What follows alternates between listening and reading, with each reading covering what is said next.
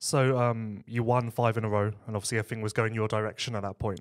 That brings us to San Diego, which I tell everyone I believe is the best race I've ever watched. Really? Because just for the dynamic, the fact that Chad was really almost out of it at that point. Like, all the momentum was with you. You had a 5-6 second gap. No one runs Ricky Carmichael down. Yeah. What do you remember from that night and like Chad closing in on you? The pass, even, I feel like that maybe would have caught you as a surprise. Yeah, it was like slow death. I could see him coming. I'm like, crap. And there was a long set of whoops as well. And I was never as good as Chad in the whoops. Even when I had, when I was on the RM250, which I thought for me was a good bike through the whoops, but I still wasn't as good as Chad. So, and Chad, I mean, he had won at San Diego so many times. So from a mental capacity, I knew my back was against the wall. Even going into that race, even though I had won 5, I was basically, I'm like, okay, he's more than likely he's probably going to beat me. And I was ready to give it up, but I had come so close and I was riding so well that night and I was in the moment. I was like, okay, this is going to be great. I'm going to win. And then I saw him closing, like, ugh. So I just took my medicine. I'm like, I'm not going to override and I'll take a second tonight. But it got down to the wire. So the dynamic kind of shifted. I'm like, well, I'm going to take going into the race, I'm like, it's cool. I got 5 in a row. I'll take second. And then, like, I'm in a position where, shit, I might win this thing when I was in the actual race. And then I saw him catching me. And then I'm like, okay, no, I'll take second. Well, then we got down to the wire, like the last 2 laps. I'm like, damn, I still have a chance to win. So then my pride wasn't going to let me get second. And in the last, I had a plan to pass him. I said, okay, I am going to give it everything I got through the whoops, and then there was like a little single, and then a 180 hairpin turn, like a little rut turn. Yep. Said I'm going to go wide open through the whoops. If I make it through the whoops, I am going to make sure that I'm on the inside of him going into that left, and I am going to Barcia him. I'm going to push him I'm pushing him off the track, and I'm going to win this damn race. And, so I come out of that right-hander before the whoops, and I just full send through the whoops, didn't hang on to it, went down, and my plan didn't work out. But that was my plan, that I made up in my head the last 2 laps. I guess the biggest concern for you at that point would have been as well giving Chad confidence, because that's what he thrives off of. Yeah. Like, even watching the highlights from that race now, I can pinpoint the exact moment that he thought, I can win this, because his body language just changes. Mm-hmm. And obviously that is his biggest strength. It is. That was his biggest strength is getting confidence and him knowing. And the crazy thing was, there were times where he wasn't the best guy, like physically, but mentally he could talk himself into winning. It was the damnedest thing you've ever seen. And there would be times where I'm like, well, fuck, I got him today. And then all of a sudden, even after the heat race, he was like riding like crap in the heat race. I'm like, dude, I got him tonight. Next thing you know, freaking, we're 10 laps in the main event, and he's right up my ass. Just I couldn't shake him. And then, yeah, I really admired how he was able to do that, just like turn things around and basically talk himself into being the guy, and he was going to win. And yes, I wasn't worried about. I didn't want to give him confidence, of course, but I was confident and that I could respond even if he had won that night. I could respond the next weekend. So I use the Chad Reed comparison a lot when we talk about Webb, and even occasionally with Kenny, people that can will themselves somehow to do things you think that are not possible. And again, I think sometimes that gets overlooked with Chad. It is truly mind-blowing when you hear some of his stories, even some of the wilder ones, like going out the night before. It's like, how did you show up and make it happen the next day?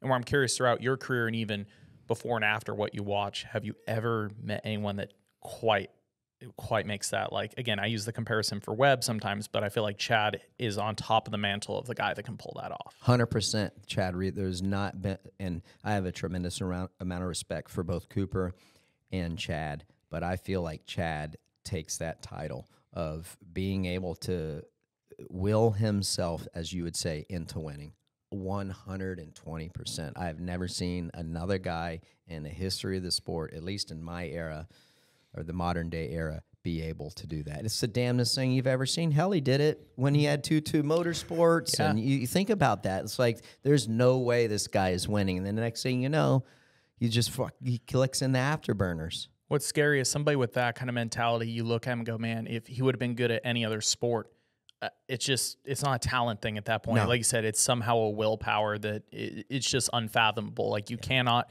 it's not statistics. You can't put it down on paper, but it's also very obvious. You can physically see it happen. You can, that is one thing that you can't teach.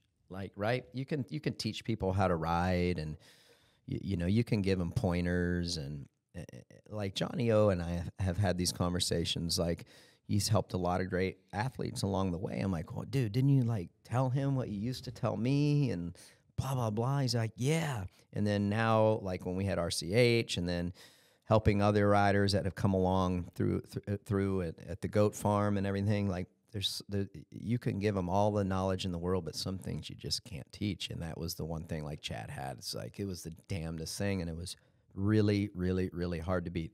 As soon as he was able to flip that switch, he was tough to beat. Was it business as usual for you then after San Diego, or were you more thinking a bit more concerned, maybe putting in an extra lap here and there? So I wasn't putting in extra laps. So my goal was, if I could get the 25-point lead, to leave Daytona with a 25-point lead. Because then I started like retracting points, right? I'm like, okay, if we get through Daytona and I can get X amount of thirds, X amount of seconds, and maybe throw in a win, which is just going to be like extra credit, I'll win the championship. So that was my thing. And I knew I was coming up to some good tracks. I knew I was coming up to St. Louis. I knew I was coming up for Atlanta. I knew I was coming up for Daytona. So I already had 3 more races that I was really looking forward to. And that was, so yeah, I'm like, okay, well, I know I'm at least going to be, I have a really good shot to win Atlanta. I have a really good shot to win Daytona, and I have a really good shot to win St. Louis. And ended up doing Atlanta, ended up doing St. Louis. So to answer your question, that was my mindset leaving San Diego. So I can't remember if it was a fan or somebody asked me about this weekend. We're at San Diego, we're at a new location, but we kind of talked about Chad always being good at San Diego, no matter if it was a Qualcomm, even when it was at Petco, he was good. More of an energy thing. So when you talk about like an Atlanta and a St. Louis, is it dirt? Is it the way the floor is laid out? Or is it just after a while, is it just a thing about the location? It's just a mental thing that you know, I just get it done here. Yeah, it is just a thing. Like, I would walk into the Atlanta Georgia Dome, and just the smell of it, you're like, oh yeah, it's going to be a good night. It's going to be a good night. Same with St. Louis. You know, something about that. I walk in that place, and I'm like, man, it is just going to be game on. And then, of course, Daytona. You know, I go there, and it's more of an outdoor race, right? More of an outdoor motocross. It's a hybrid, almost be like today an SMX race, you know, hybrid track. So to answer your question, it's just you walk in there and you just get this vibe and this feel. And for me, it's like the dirt, the history there, and of the success that I had there. I mean, Atlanta. I mean, I won my first Supercross race in 1998 or 97, the 125 class. So I had that going, and my record there was really, really good. Daytona speaks for itself, and then there's a lot of great things that I had done at St. Louis up to that point as well. So all those 3 venues were special for those reasons, and I feel like, yes, there were certain stadiums and venues that you go to, and you just knew it was going to be a good weekend because of those reasons.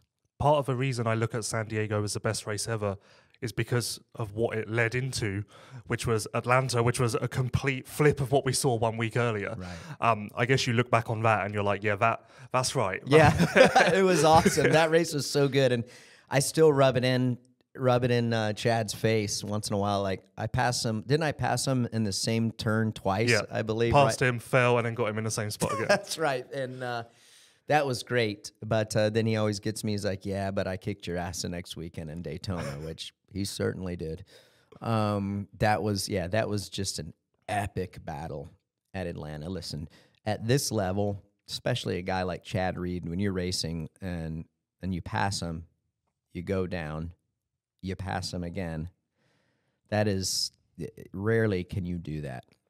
Spot a competitor of his nature, of his talent, and just how accomplished he is, to be able to do that and still win was a special night. And it's crazy because then I go back to the emotions and the thoughts of going back to 2003, where there is no way in hell I would have been able to do that.